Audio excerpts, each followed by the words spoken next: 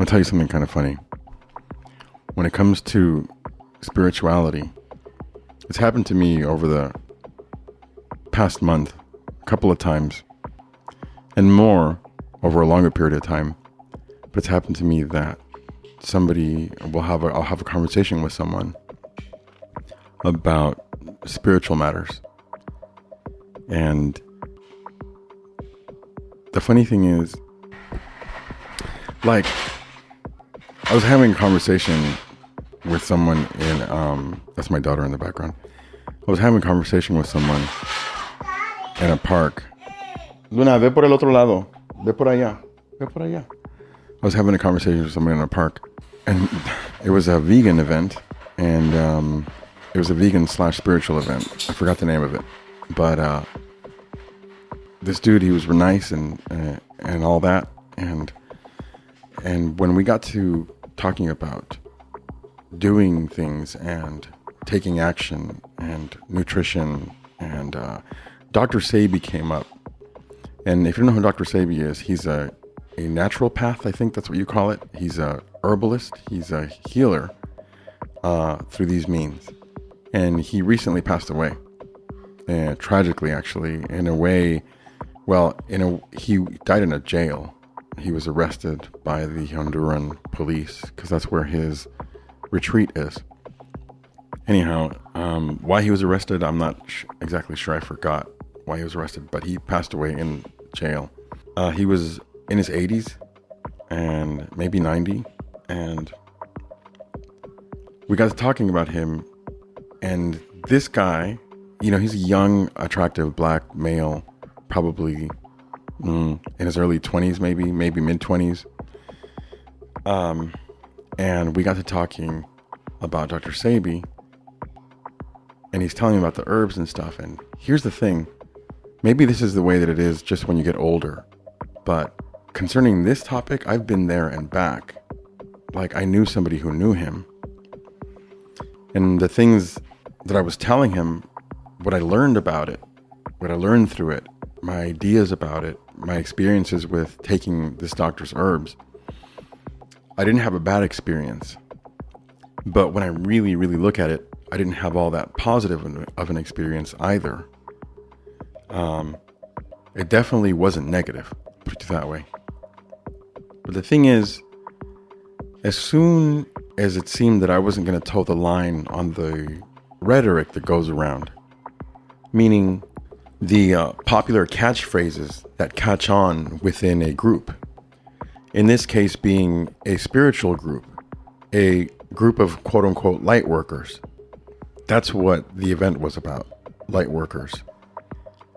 And it seems that as soon as I expressed different ideas and I had my own thoughts about things and I was passionate about them, he seemed to back off of the conversation. And I thought to myself, okay, I must have said something wrong. His body language changed, and he started looking over towards the picnic table. I don't know, maybe he realized he had to go take care of something and that he wasn't taking care of talking to me over here. But the overall thing with this is that in this kind of mentality, like a spiritualist or religious mentality, you have to be careful, because if you're one of these people, or what one of these people can do to you is that they can decide on a whim, just because of something that you said or didn't say, that essentially you're evil or that you're not in tune. And they might be right.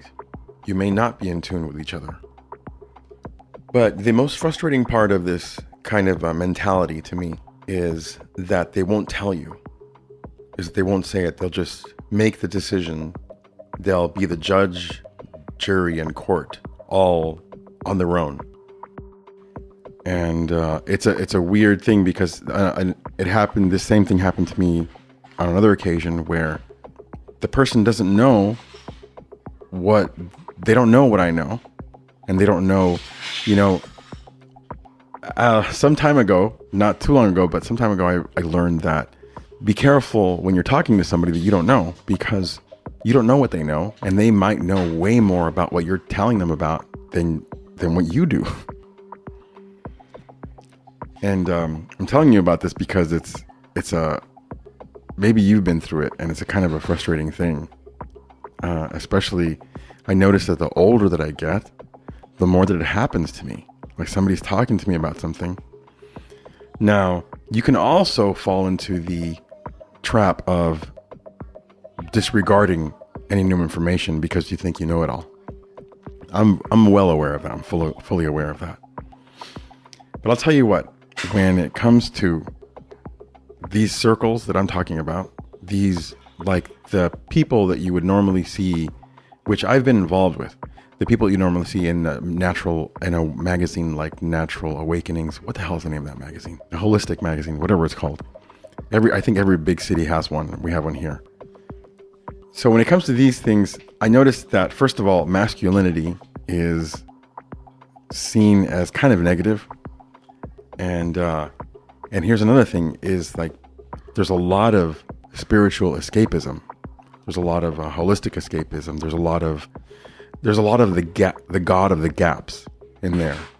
If you don't know what the God of the gaps is, the God of the gaps is when something cannot be explained, therefore something divine must be happening there.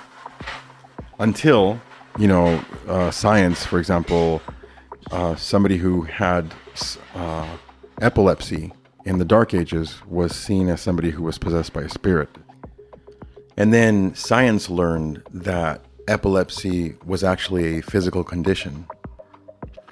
And then that God was gone, that dark God, that possession. So anyhow, I noticed that when it comes to decisiveness and wanting to take action, that crowd isn't for me anymore. And I'm looking for kind of a new crowd. I've kind of found a new crowd within my musician friends. The guys in my mariachi band seem to be down with this kind of thing, like decisiveness and doing it. But it's remarkable how difficult it is to find people who really, really want to do something. There's a lot of people who want to feel like they want to do something. There's a lot of people who are afraid maybe even to succeed. We've all been there. I've been there. I think we've all been there. But your state of mind is not a permanent condition. Like, our states of mind change. They fluctuate throughout the day. As a matter of fact, in like 30 minutes, you can go through feeling somber, and then inspired, and then doubtful, and then courageous. So I'm looking for a new peer group, so to speak, regarding, I'm not like I'm kicking people out of my life, but regarding these kinds of things, regarding people who really want to, as Jocko Willink puts it, get after it. Speaking of getting after it, I have to get ready for a gig. I'm playing at 2 hospitals today. For the first one for cancer patients, the second one for patients in various rooms. And I'm sure there's more podcasts coming on after this. Here you go. Ooh.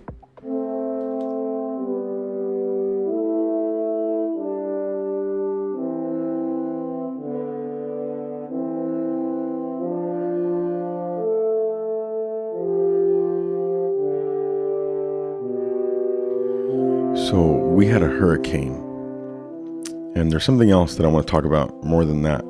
So I'll tell you a little bit about the hurricane now. If you've never been through a hurricane, we didn't really go through one. We went through a tropical storm, or a hurricane level 1. I'll tell you what, I have no idea what a level 2 or 3 or 4 must be like, to be like right around the center of that, because the level 1 in my neighborhood, there's a lot of old oak trees. There's a lot of old oak trees around here for a couple of miles, for a few miles, maybe 5. Anyway, there's a lot of pieces of oak trees that came down. Pine trees apparently their roots are very shallow, and they're big, man. Pine trees came down. Some of them fell on houses. I'll tell you, some trees, whatever kind of trees it was, a couple of them were blocking entire streets, and they were about the width, they were like the girth of a minivan. So, as you can imagine, there wasn't devastation, I wouldn't say, although for some people, their homes got flooded. Some people 3 feet, some people 4 feet. Basically, if they didn't salvage any of their stuff, all their stuff was ruined. And that's a sad, very sad thing, if you can imagine. The one thing that would be going through my mind if that was happening to me, first of all, if I lived in that zone, I would be somewhat prepared for it mentally. But it doesn't happen. It doesn't usually happen.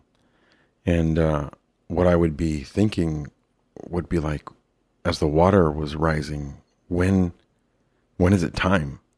Like if I was there, if I was in the house, when is it time to go? Like when is it, maybe it's going to stop, maybe it won't stop.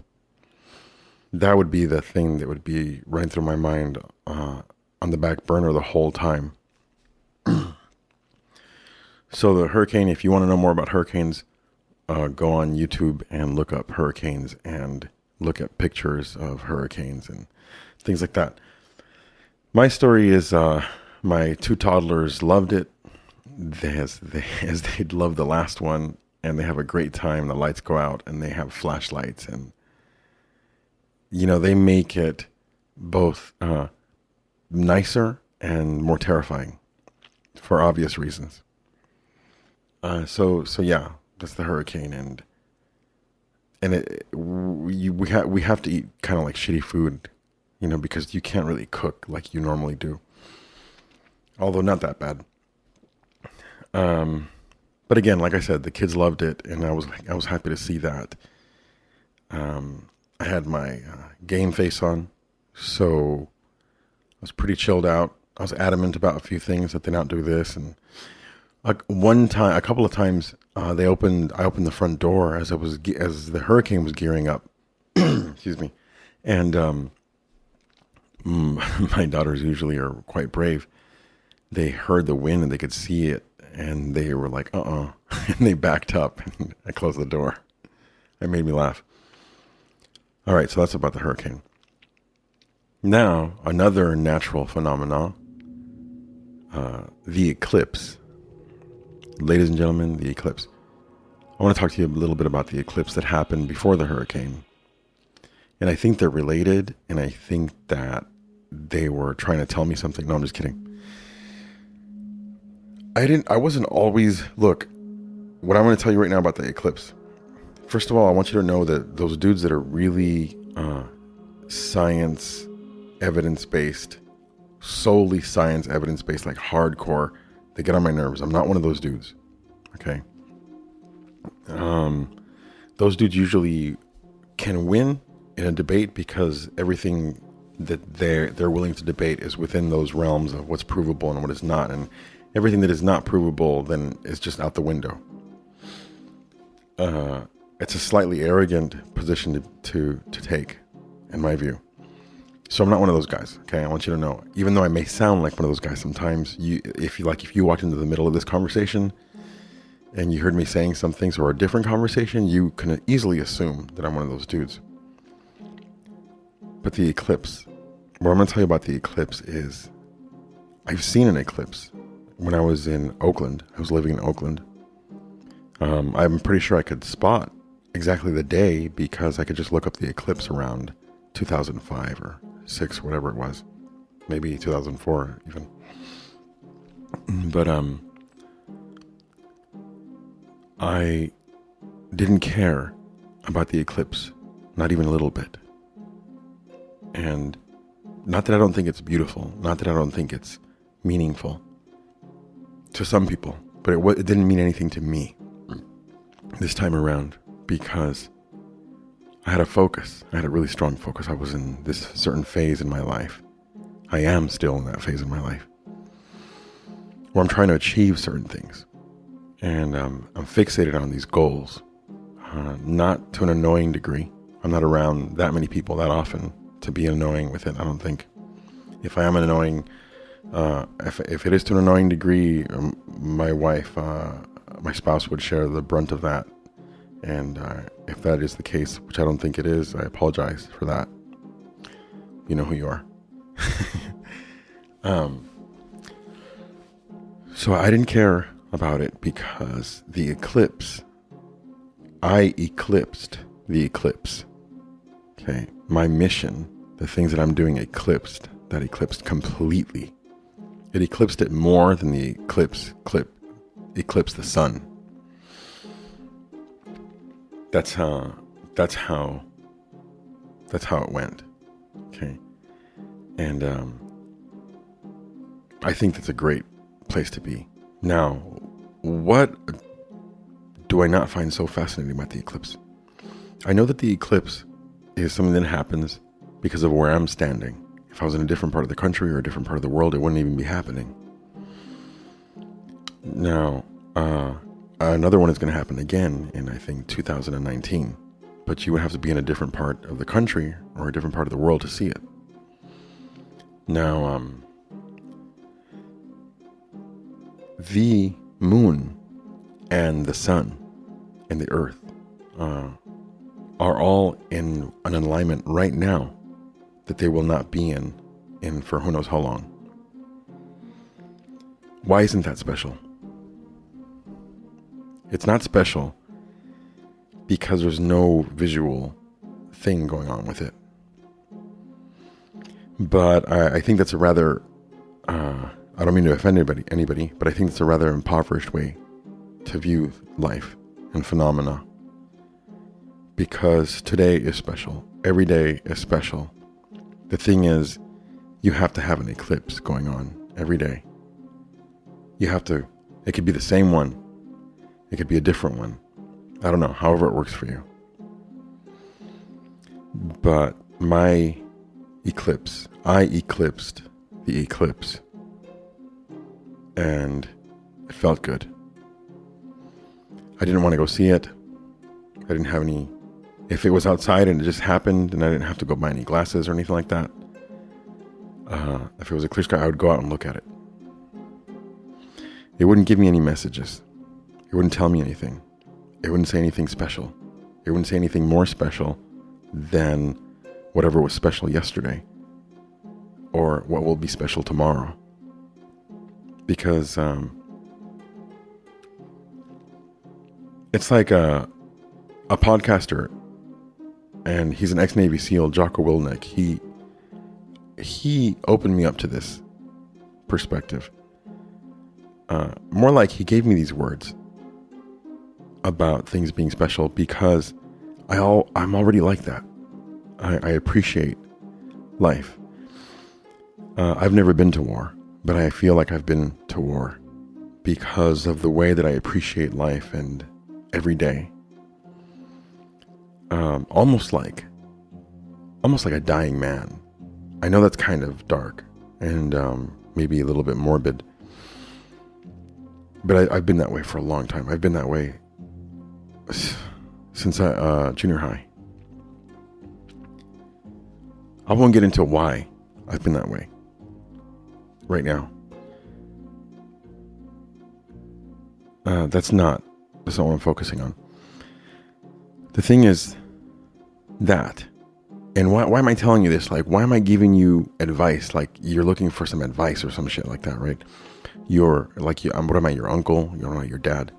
I don't know, but you know what? I don't know. Maybe my kids may listen to this one day, and maybe you're a kid listening to this, and I just said the S word, and maybe this is good for you. Maybe you think this is stupid. Maybe, I don't know. You know what? But the thing is that I'm doing this right now. I'm talking into this microphone. I'm talking to you. The thing is, I don't even know if I care about you. I mean, you might be somebody listening to this who hates me, and you just happen to be listening to this episode, and you're like, man, this dude's an ass, or these kinds of things run in the back of my mind while I'm podcasting, because you're putting things out there. I'm putting this thing out there. But getting back to special, I'm going to assume that the people I love and the people I care about are listening to this. And I want to infect you with that. I want you to know. I want you to understand this. Because this perspective improves my life. Like very few things do. This interpersonal thing. It's not an external thing. So I would like it if I can, oh my God, I'm getting all tripped up in my words here. What I'm saying is, you know how people put a lot of weight on numerology and coincidences and miraculous phenomena. Well, if I was giving advice to myself, I would say to myself, you know what, I would rather you not do that. And I'd be like, why? Because miraculous phenomena, miracles are none of your business, really. Those coincidences are none of your business. Acknowledge them, say hi, and move on. Because if you have a mission, if you have something that you're trying to do, something you really care about, and it takes risk to care about something so much, or some things. It could be more than one. If you have a mission, those things are side. They could be digressions from your mission. You wouldn't want to go off into that. And if you do have a mission, you're not going to go off into those digressions, because, like I said, miracles and those coincidences are none of your business, because you know why you're here and you know what you're doing and you know where you want to go. And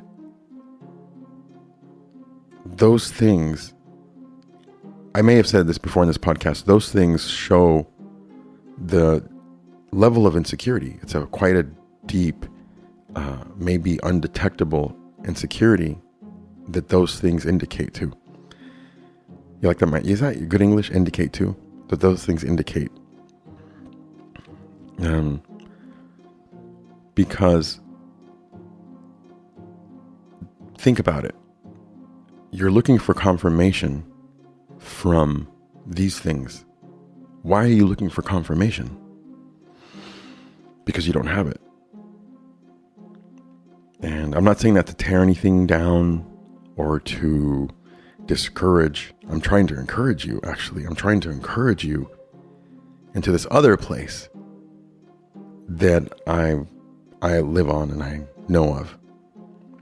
Because if you don't know what you're doing, okay, that's a good thing to acknowledge. It's a good thing to acknowledge, you know what?